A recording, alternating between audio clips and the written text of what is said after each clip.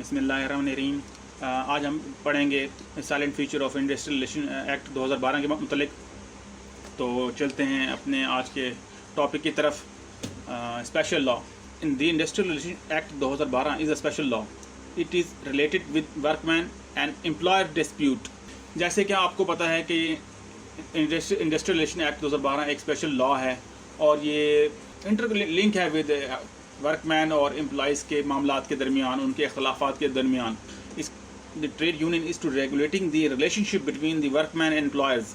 اس کا جو بیسک مقصد ہے نا ٹریڈ یونین رجسٹریشن کا، وہ ہے کہ امپلائر اور ورک مین کے درمیان ہم آہنگی پیدا کی جائے. The registration of trade union is essential where more than 500 workers have been working in any establishment. The trade union has been made for the purpose of settlement of dispute and create a healthy environment for workers. Registered trade union جہاں 500 سے زیادہ worker کام کرتے ہیں وہاں ایک سے زیادہ trade union بنائی جا سکتی ہے تاکہ ورکروں کے درمیان اور امپلائیز کے درمیان ایک اچھا خوشگوار ماحول میں وہ کام کر سکیں.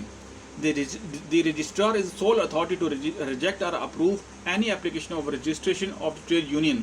رجسٹرار کے پاس کلی اختیار ہے کہ وہ کسی بھی اپلیکیشن کو ریجیکٹ کر سکتا ہے یا اپروو کر سکتا ہے.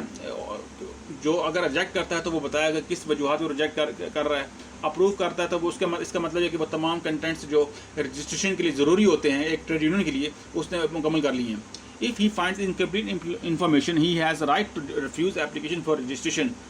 The President and Secretary of Trade Union with their seal stamp may forward an application for registration. یہ وہ لوازمات ہیں جو رجسٹریشن کے لیے ضروری ہیں. The Trade Union registered in NIRC head office for the provincial office.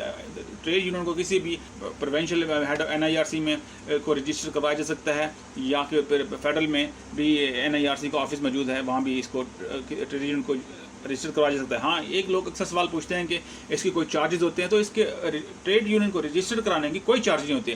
ہاں یہ ایک ضروری ہے کہ جو سیکٹری ہے اور پریزیڈنٹ ٹریڈ یونین کا وہ درخواست میں اپنے آخر میں اپنی سائن کرے گا اور سیل کی اسٹیمپ لگائے گا. اس کا the role of the CBA is very important to settle dispute amongst the employer and workmen. The collective bargaining agent is selecting through votes. Collective bargaining agent جو نا worker employees اور worker اپنے ایک secret belt کے ذریعے اس کو منتخب کرتے ہیں تاکہ وہ امپلائر اور ورک مین کے درمیان جو بھی اختلافات ہیں، جو بھی مسائل ہیں، وہ اس کو حل کرنے کے لیے یوں سمجھے ایک مڈل مین کا رول کردار ادا کرتے دونوں پارٹی کی طرف سے. The process of voting of collective bargaining agent is secret balloting. جیسے میں نے پہلے عرض کیا، the primary responsibility of CBA is to negotiate between employer and workman. The collective bargaining agent is also deal with workers' wages and work for welfare of the workman. If illegal striker has broken out, then collective bargaining agent is trying to settle the dispute amongst workers to workers and employer to employer. CBA کا جو collective bargaining agent ہوتا ہے ایک worker ہوتا ہے انہی کی community کا، جس کو وہ تھرو سیکرٹ خفیہ بیلٹنگ کے ذریعے اس کو منتخب کرتے ہیں. اصل میں اس کا کام جو ہے امپلائرز کی تنخواہوں کا، اس کی دوسرے اپارٹمنٹس کی ہوگی، ان کے معاملات کا، وہ ان کا ایک قسم کا ایجنٹ ہوتا ہے. وہ ان کی فیور کرتا ہے کہ یار یہ غریب آدمی، اس کو ہیلپ کر لیں، اس کی مدد کر لیں، اس کے کوئی مسئلہ ہے، ڈسپیوٹ ہے، اس کو حل کر لیں، سولوشن نکالیں، کوئی اس کا کوئی ایسے اس کو انٹرٹین کر لیں. یہ وہ کام کرتا ہے سارا collective bargaining agent. Worker participation. The worker participation is essential to nominate CBA or steward. However, both work for welfare of the trade union and creating harmony amongst workers and employers relationships. Workers کی جو participation ہے اس کا جو مین مقصد ہے وہ بھی employee اور ورک مین کے درمیان ہم آہنگی پیدا کرنا، ان کے درمیان پرفضا قائم کرنا تاکہ وہاں ایک ہیلتھی ان کی فلاح و بہبود کے لیے، دونوں کی فلاح و بہبود کے لیے کام کیا جا سکے. بیسکلی جو ہر ادارے میں آپ کو جس کا پتہ ہے کہ امپلائر کم ہوتے ہیں اور امپلائیز زیادہ ہوتے ہیں چونکہ وہ ان کو ملازمین کی کیٹیگری میں آتے ہیں، تو ان کی ویلفیئر کے لیے یہ انجمن بنائی جاتی ہے. ورک پارٹیسپیشن کے ایک قسم کا یوں سمجھ لیں کہ اجلاس ہوتا ہے، وہ ہر مہینے یا ہر 3 مہینے بعد بلایا جاتا ہے. unfair labor practice ہمارا چوتھا آج کا عنوان. unfair labor practices are misconduct. unfair labor practices are misconduct on part of employer or workman. unfair practice کسی بھی پارٹ پہ ہو سکتی ہے، چاہے وہ امپلائر ہو چاہے ورک مین ہو. the instigating, threat, concealing facts, pressurize, disconnecting telephone lines, call for strike and removal from employment. The unfair labor practices should remove through negotiation. it is harm for the industry as well as workers. Unfair labor practices बहुत सी किस्म की हो सकती हैं, वो धमकी की सूरत में भी हो सकती हैं, किसी भी दस्तावेज़ को छुपाया जा सकता है, या किसी को खामखा प्रेशराइज करना कि उसके इलीगल मोटिव हासिल करना, या कि वो टेलीफोन की कनेक्शन लाइनें काट देना, या किसी को जबरी एम्प्लॉयर वर्कमैन को जबरी निकाल देता है. ये तमाम चीज़ें अनफेयर लेबर प्रैक्टिस में आती हैं, जो कि गुफ्त शनीद के थ्रू, जो कि स्टीवर्ड या CBA के थ्रू ये मामला हल होते हैं. Settlement of dispute.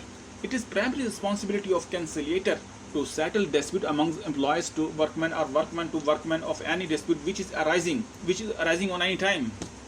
On that purpose, conciliator is playing very important role to negotiate disputed matter and resolve with peaceful manner. Settlement of dispute का यहाँ मैं आपको बताता चलूँ कि कंसिलेटर जो अफ़ाम व तफ़हीम कराने वाला शख्स है, चाहे वो CBO या स्टीवर्ड हो, वो वर्कर एम्प्लॉयर को पास जाएगा, मीटिंग करेगा, इजलास करेगा, मुतअद्दिद इजलास करेगा. उसमें जो भी अखलाफ उठा है, चाहे वो एम्प्लॉयर की तरफ से हो, चाहे वो वर्कमैन की तरफ से हो, वो टेबल टॉक करेगा और उससे अपनी जिस हद तक हो सका पुरअमन अंदाज से वो मसला हल कराने की कोशिश करेगा, ताकि वर्कर और एम्प्लॉयर के दरमियान जो भी इख्तलाफात हैं वो ख़त्म किया जा सके. साथ जो स्ट्राइक का मतलब जो है ना, वो आर्जी तौर पर काम की बंदिश होती है, क्योंकि lockout means close workshop, no work at all. जब वर्कआउट मतलब कि लॉकआउट में तमाम काम बंद हो गया है, कोई काम नहीं हो रहा कहीं भी. The notice of the strike and lockout shell serve before 15 days by the CBA. अब अगर कहीं लॉकआउट होता है, मुकम्मल काम की बंदिश होती है, तो CBA का फ़र्ज़ है कि कोलेटिव बार्गेनिंग वो नोटिस दे 15 दिन पहले एम्प्लॉयर को. The employer can take this notice to registrar office and convey actual position of the strike. The registrar has called CBA or state to conciliator to reconcile any settlement of dispute according to the nature of demands. In case illegal strike, then employer send notice to registrar to call up meeting with trade union. अगर तो इख्तलाफ बहुत शदीद नौयत का हो गया है, तो वो CBA की दरख्वास्त पे एम्प्लॉयर ये मामला रजिस्ट्रार के ऑफिस में उठाएगा और उसको तमाम सूरत हाल का बताएगा. अगर तो ये मामला कंसिलेटर या किसी भी चौथे फ़र्द के तो हो, अगर बीच में आके ये मामला हल होता है, या उनकी जो ऐसे अगर इलीगल डिमांड्स है वो नहीं मानी जाती, तो फिर ये मामला मज़ीद हाईलाइट होता है और मज़ीद जो कसूरवार है उनको सज़ा के तौर पे इनको नोटिस जारी करते हैं, वार्निंग लेटर जारी होते हैं, memorandum. 8वां awards and settlement. The award means final education of industrial dispute. The Labour Court has given award after completion of proceeding of the dispute. Labour Court के पास इख्तियार हासिल है कि वो किसी भी मामले का फाइनल तनाज़ा का हल निकाले और जो भी पार्टी है उसको अवार्ड की शक्ल में उसको फातिहा करार दे. If agreed person have right to appeal before National Industrial Relations Commission. The Commissioner as chairman is the head of the National Industrial Relations Commission. The Commissioner has final authority to decide any appeal within 90 days. अगर कोई agreed person है वो समझता है कि मुझे जो labour court का फैसला मुझे अगर एम्प्लॉयर का उसका फैसला मंजूर नहीं है, तो वो ये मामला कमीशन में उठा सकता है. कमीशन के बाद क्योंकि कमीशन चूँकि हेड होता है इंडस्ट्रियल रिलेशन एक्ट का, तो इस लिहाज से कमीशन का जो फाइनल जो अथॉरिटी उसके खिलाफ जो अपील की जा सकती है वो 90 दिन के अंदर की जा सकती है. Plaintiff has been mentioned on schedule of Industrial Relations Act 2012. The plaintiff shall impose approximately 30,000 or 50,000. 30,000 50,000 के दरमियान कोई किसी की भी पेनल्टी इम्पोज की लगाई जा सकती है कि ये वो जुर्माना आयद किया जा सकता है कि अगर किसी भी पॉलिशिंग की सूरत में, तो कमिश्नर फाइन कर सकता है. विच में implement according to the nature of the offence. कि हर किसी प्लेंटी पे मुनसर है कि वो किस किस्म की नेचर है, उस हिसाब से वो जुर्माना आयद किया जा सकता है. कोई और की शक्ल में हो सकते हैं, मेमोरेंडम भी दे सकते हैं, उसकी सैलरी भी काट सकते हैं, किसी भी शक्ल में उसकी सज़ा हो सकती है. Supplement. The supplement rules and policies are being implemented accordingly. These provisions are as it is implemented. Employer is duty bound to adhering rule and regulation of the commissioner. Supplementary rule होते हैं जो commissioner बनाता है वक्तन फ़वक्तन office की काम की नौयत के हिसाब से. अगर वो ये रूल चेंज भी हो सकते हैं और इसको अगर मज़ीद अगर इसको चेंजिंग करनी है तो इसको मीटिंग के थ्रू किसी इजलास के थ्रू ये चेंज भी किए जा सकते हैं. तो ये था मेरा आज का topic, silent feature of industrial relation act 2012. ये बहुत अहम सवाल है जो पिछले साल ये पेपर में पूछा गया था. तो उम्मीद है कि आपको ये वीडियो पसंद आएगी. फिर मिलेंगे नेक्स्ट वीडियो में. खुदा हाफिज़.